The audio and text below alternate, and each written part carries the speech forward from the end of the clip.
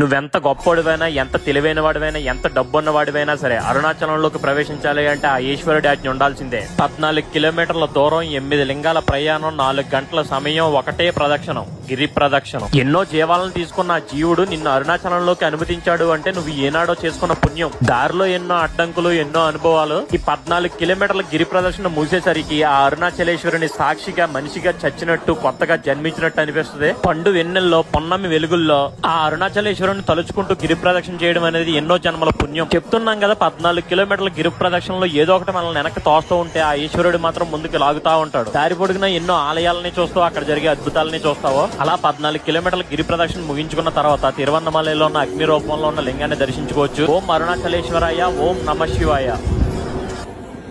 నువ్వెంత గొప్పోడివైనా, ఎంత తెలివైన వాడివైనా, ఎంత డబ్బున్న వాడివైనా సరే అరుణాచలంలోకి ప్రవేశించాలి అంటే ఆ ఈశ్వరుడి ఆజ్ఞ ఉండాల్సిందే. 14 కిలోమీటర్ల దూరం, 8 లింగాల ప్రయాణం, 4 గంటల సమయం, ఒకటే ప్రదక్షిణం, గిరి ప్రదక్షిణం. ఎన్నో జీవాలను తీసుకున్న ఆ జీవుడు నిన్ను అరుణాచలంలోకి అనుమతించాడు అంటే నువ్వు ఏనాడో చేసుకున్న పుణ్యం. దారిలో ఎన్నో అడ్డంకులు, ఎన్నో అనుభవాలు.